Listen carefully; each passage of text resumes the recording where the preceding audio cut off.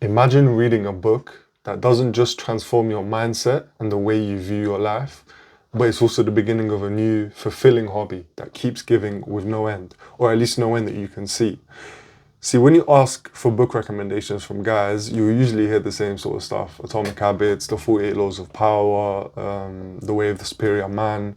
All great books with valuable insights. But what I want to highlight is the importance of fiction just as much as non-fiction. See, fiction may tell stories of imaginary events, which some people, they think is childish, God knows how. But it holds a lot of lessons that can help you grow and develop in ways that you might not expect, and just as much, if not more, than non-fiction books. So today I'm going to talk you through my reading journey. I'm going to share two of my favorite trilogies that you might have heard of, you might not have heard of, and why they could be the key to unlocking your passion for reading. And if you're already a reader, then I might recommend to you some books. So I started reading around February, March earlier this year, and so far I've read around 18, 19 books, which isn't bad. I wanted to do more, but then I realized I'm a bit of not a slow reader. It takes me a while to digest stuff. But the idea of reading has always fascinated me. It was always something I envied when I saw people reading. And in my heart, I always loved the environment of a library, like the shelves and shelves of books, and each book has its own story. Like, it's something that just fascinated me. But up until that point, I'd only managed to finish maybe 4 books cover to cover. So I figured, why not give it a try? So where did I go? I turned to Reddit, the ultimate source of reliable information. And the name that kept popping up was some guy called Brandon Sanderson. I was thinking, who the hell is this guy? I'd go on like the top books of 2023, Brandon Sanderson, 2022, Brandon Sanderson, best fantasy books of all time, Brandon Sanderson, The Way of Kings, The Final Empire. This guy was following me everywhere. Then I checked out Book Talk, TikTok for books, and the same name was there. So I was like, let's start there. I feel like that's a fair place to go if everyone's saying this guy's name. Let me give you a quick introduction to Brandon Sanderson. He's not human. He's a machine. This guy writes books as quick as most of us read them. Like, his catalogue is massive. He has around 40 novels, novellas, and short stories. He's one of the most successful fantasy authors of the 21st century. I think that's fair to say. And a common recommendation was to begin with his Mistborn trilogy. Well, what is that? The Mistborn trilogy, supposedly it's easy to digest. It introduces you to his writing style, and if you enjoy it, you can dive into his standalones, and eventually you can work your way up to his multi-book epic, The Stormlight Archive, which I'll talk about later, his most famous work, and many say his best. And this is how the journey began for me. I picked up The Final Empire, which is the first book of the Mistborn series, from Waterstones on my way home. And yeah, I've never looked back. The Mistborn trilogy. These 3 fat books, amazing books. The Final Empire, The Well of Ascension, The Hero of Ages. To keep it simple, these books are incredible. That's the TLDR, if, you know what I mean, you just want a quick review. But Brandon Sanderson's high fantasy series, high fantasy meaning it's set in a completely made up world with its own rules, its own creatures. It takes place in a world where ash is constantly falling from the sky and there's constantly mist filling the night. And people have magical powers that are tied to the consumption of metal, which kind of sounds cool. The first book is basically a heist story. Sanderson says that he asked himself, what if Voldemort won in the Harry Potter universe? And this book is based on that answer. He created a plot about a group of rebels who take in a girl named Vin from the slums, and together they try to fight an immortal emperor who's been there for like 1,000 years. So think Ocean's 11, Lord of the Rings is Mordor, they have a child. And that is this book. The world building in Mistborn is amazing. The magic system is so sick. Genuinely, I'd go to sleep imagining myself using the powers, which I don't really want to spoil. I might talk about it later on, but such a sick magic system. It has some of the best character dynamics I've seen in any book. The way they interact with each other, it feels like you're actually listening to people talk. And even though it's set in a fantasy world, it is very easy to follow because the world isn't as huge as Westeros from Game of Thrones, and it doesn't dump too much information on you at once, so the story moves along smoothly and it keeps you hooked the whole time. What I love the most about these books is the plot twists, because they're not random. They make sense based on what you've learned so far in the book. Say something happens, instead of thinking like, I didn't see this coming, oh yeah, he did mention that before, so it makes sense that this would have happened because, you know what I'm saying? It's like that. The magic system, which is called allomancy, like I said, is so sick. So people burn metals that they've eaten to get powers. So it ranges from super strength to the ability to control emotions. I'm telling you, this could be the best live action adaptation of any book. Better than Game of Thrones. There's just so much to work with. And Mr. Sanderson, if you're watching, I'm a great actor. I'd be happy to play anyone. Street thug, spook. Just say, I'm just putting that out there, you know what I'm saying? Just say the word. But the characters feel very real, they form deep and sometimes surprising bonds, and you really feel their emotions, their dreams, their beliefs. The plot never feels forced because everything the characters do fits with their motivations. Characters who seem unimportant in the first book end up being key players by the end, which is so beautiful because it feels like nobody's left out. And the pacing is just right. It's not too fast, it's not too slow, there's no filler. Every part of the story matters. And it's like you'll read something that you think is not too important, and then that will be really significant later on. It's so sick. And yeah, if that doesn't convince you to read these books, I don't know what will. Now for a bit of spoiler talk, I just want to give you a warning. If you haven't read the books, you can skip it forward a little bit. But some people think the Well of Ascension, which is the middle book, is quite slow in the middle. I actually think it's just as good, if not just slightly behind the first book. My top 5 characters are Ellen, Vin, Tensoon, Sazid, I'm pretty sure that's how you say his name, and Kelsier. I could talk about how they grow throughout the series for hours, but I just love how they develop. And I love the romance dynamic between Ellen and Vin. And bro, when I saw that fan art of them laying together from the last book, it hit me deep, it hit me deep. So plugging this into the moist meter, no, I'm joking. But when I rate books, I draw my criteria from a YouTuber called Smitty1423. I really like his rating system. So it's all about how compelling the characters are. Do I care about them? How do they interact with each other? The engagement of the plot is key as well. Does it keep me hooked throughout the entire story? Does it even make me stay up later than I should? Staying up past my bedtime? Okay. No bedtime, bedtime is a bit mad, but am I so invested that I'm on the edge of my seat craving more? That's like 1 to 4 stars criteria. Now for a book to earn 5 stars, it has to leave me with that wow feeling where I finished the book and I'm just like, what a ride, bro. Like, I'd give anything for a second book. And a solid book that gives me great vibes and really clicks. But for a book to get 6 stars, it needs to transcend all of that. It needs to do all of that amazingly, and it should make other 5-star books feel like they're missing something.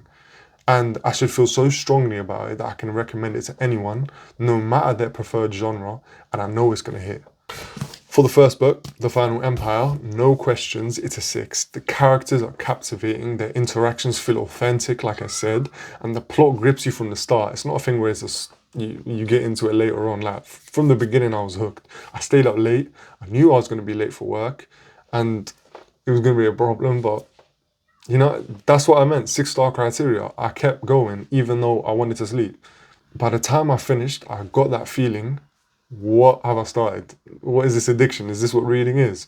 And I ordered the rest of the trilogy the minute I finished. It set such a high bar that the next books had some massive shoes to fill. The Well of Ascension, the second book, gets a 5-star. Initially, I was going to give it a 5.5 because I still like it a lot, but then that would just make the rating system really complex because then I'll start going into the decimal points. But I don't want that to fool you. It's still an incredible read, and I loved the romance and the political aspects of this book, which is something I was kind of unsure if I was going to like or not, because I kind of just went into it as an action druggie. I just wanted, you know what I mean, powers and fire flying everywhere, but it's actually something that I really enjoyed. The character development continues to shine. The plot does have its intense moments, but like I said, the pacing does slow down in the middle, but not enough to defer me from the book at all like it might do for others. But I still think it's a fantastic book, just a toe step back from the first, but it's still a great follow-up. The third book, Hero of Ages, 6 stars. It goes back to that level.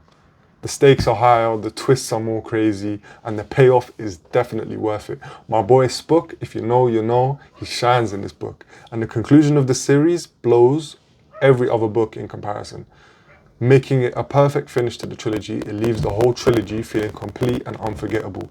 And if I cried more easily, I swear to God, I would have wept at that ending. One final word of advice for this trilogy: be extremely careful when you're searching up fan art or you're searching up reviews, because I spoiled some stuff for myself that I wish I hadn't.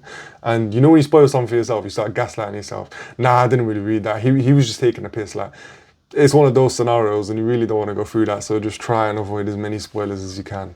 The next series, I've just finished it recently, so it's still fresh in my mind, because Mistborn was the first series I read, so it's still a bit like rocky, but I did have some notes that I wrote down when I read it. But these books, you got to strap in for. I'm telling you, you got to strap in for this one, because it had my heart doing backflips. I was like a chimp clapping my hands. The entire book, I was at the mercy of Pierce Brown, the author. If he wanted me to feel sad that day, I was feeling sad. There was no alternative. Like Chris Williamson said, these books, they need to come with an addiction warning. It is not okay.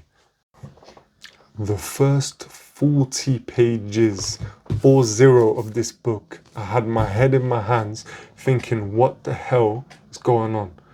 Now look, I know I come across as a tough person, maybe someone who's seen a lot in life, but I'm a soft guy. I've got a kind heart. I wasn't emotionally prepared for these books at all. Like Mistborn, these books are a masterpiece. And just like Mistborn, Pierce Brown, my good sir, Mr. Brown, I'd be more than happy to be in the live action adaptation, because I know that's in the works. A random gold, Cassius, I'm tall, I've got the golden curly hair to match. So if, you know what I mean, the job's already done. Just let me know. I'm just putting it out there. Jokes aside, this trilogy was fantastic, and every single book was an improvement from the last, which is very rare to find, because I think no matter what media you're consuming, you kind of get yourself ready for the ending being bad, but this was just stacking up. Red Rising, the first book, fantastic. Even better. So, Red Rising, Golden Sun, and Morning Star. To keep it simple, these books are intense, gripping, and you're salivating for more every single chapter. The series is set in a future where society is divided by color-coded classes, which I think is a really cool concept. So gold is at the top and red is at the bottom, and the story follows Darrow. He's a red at the bottom, and he infiltrates the golds. I'm not going to say why, because I want to leave that open for, you know, whatever you think, and I think it's something that you want to go into it not knowing. But people love to refer to this as being like Hunger Games but in space. I kind of see it as, imagine Hunger Games meets Ender's Game, if you've seen those movies, but with even higher stakes and a deeper exploration of the themes of power and sacrifice and what it takes to get there. Like I said, the plot is gripping from the get-go, from the jump. First page, you're there. You got Darrow, the protagonist. He's a young man from the oppressed Reds. He infiltrates the Golds. It's got everything: politics, strategy, plot twists, even a little bit of romance. I'm a romance man myself, but Pierce Brown does a brilliant job of making each character feel real and complex without tying you down in unnecessary details. Everything they say is for a reason. It develops their character. It's one of the standout elements of the book for me. It dives into some pretty heavy themes as well, like the structure of society, power, classes, what the people of the bottom of the hierarchy kind of see themselves doing. It does get quite deep, and it makes you think about our world in comparison, which I think is always a good trait of a book if it gets you thinking. The world building is solid, and once I got into it, couldn't put it down. It was tied to my hands. Now, it is a sci-fi book, but don't expect a hard sci-fi novel. Red Rising leans more towards military sci-fi. It's a lot of focus on the action, the strategy, the political intrigue, that type of side of things. So there are some very grand battles and one-to-one duels that I had goosebumps. But it's a dark book, no doubt. There's some gore, and it does hit you with some moments that you're just like, ugh. But that's kind of part of the appeal. Pierce Brown, he really knows how to make you care about these characters and their journey. And like I said, you're at the mercy of what he will and could do with each character. My favorite characters are Severo and Cassius. If you know, then you know. I really like the way they develop in the stories, and I won't say more than that, but I'd say those two are my favorite characters. And Darrow kind of floats up and down for me. It's kind of hard to talk about without getting into some spoilers, but I do really like the main character, but I think Severo and Cassius, they just kind of They did a lot for me. Now for the rating. Red Rising gets a comfortable 5 out of 5. I feel like it lays a great foundation for the world. Pierce Brown does a great job at introducing the intricacies of the color system, the way it works, and how big the universe is, whilst keeping the story grounded. And it takes you through Darrow's personal journey. The characters are what really shine in the first book for me. Darrow, Cassius, Mustang, and all the others. They're compelling, they're well established, and it keeps you waiting for more and gradually building up to the ending of the story. The book gives you just a taste of the scale and the stakes that are to come, but it leaves you eager waiting for more, and it satisfies that taste. Building on the strong foundation of Red Rising, my book Golden Sun, it grabs you, it takes you, it drags you out that Ferrari, slaps you on the side of a rocket, and you're gone. Easily at 6 stars. This is Red Rising on steroids. Pierce Brown, he leveled. He wasn't playing about, because he said, cool, what, you saw what I did with Red Rising? Let me show you what I can really do. He blew this book out the water. Genuinely, I'm not even hyping it up like that. Like, it's very good.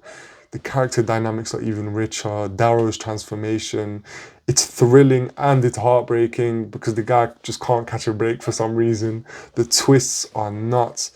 The one at the end left my jaw hanging. We won't even get into that.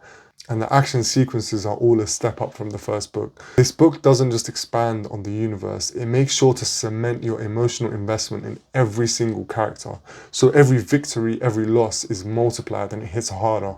Morningstar, it's like that bit, you know, that friend that is just like, you're my guy, like no matter what, you're my guy. Like, you know, I can't even explain it, but it's the culmination of everything the series is built towards. And for me, it finished on a high. Also, I'm going to have to give it a 6 stars. The stakes are at their highest, the battles are grander, the sacrifices cut deep. The speeches, Optimus Prime level speeches, I'm telling you now. Optimus Prime, Owen, all of that. Pierce Brown delivers on every promise. He ties together the character arcs perfectly. Darrow's journey comes in a full circle. That's satisfying and bittersweet. And the growth of the supporting characters, I'm not going to say what supporting characters because then, you know who's going to survive, but it adds incredible depth. And for some, people say that they outshine the protagonist. It's a finale that goes all out and definitely left me feeling fulfilled. And Pierce Brown did his thing. He did his thing so much that I went ahead and ordered the next 2 books, which I haven't started yet, but I will get onto. And there's a 3rd one, and then there's another one coming out next year, so I need to get through these. But apparently this one is pure depression, so I'm not looking forward. Nah, it's going to be sick. I trust him, He's won me over. And that's why these trilogies mean so much to me, man. Like, I just wish I could give you that feeling of reading, and I'm at a point now where I think reading genuinely overtakes watching series for me in most cases, because you can kind of derive most of the story from your imagination, so it can be whatever you want it to be. Like, with me, I can't remember what the phrase is, but I always imagine myself as the main character, and that's what gets me hooked with the story more. And reading is just a hobby that I just never see myself putting down, even at an old age. You know, I'm that guy that's on the train reading books, but now I listen to audiobooks because I don't want to crease my books. But yeah, reading is such an amazing hobby. Just give it a chance, no matter what genres you like. If the last book you read was Captain Underpants, I promise you we can find something for you. There's something for everyone, and I hope you understand why I love books so much, and I hope this video encourages you to pick up a book and start your own journey. And yeah, if you enjoyed this content, let me know. And yeah, thanks for watching. I'll see you next time.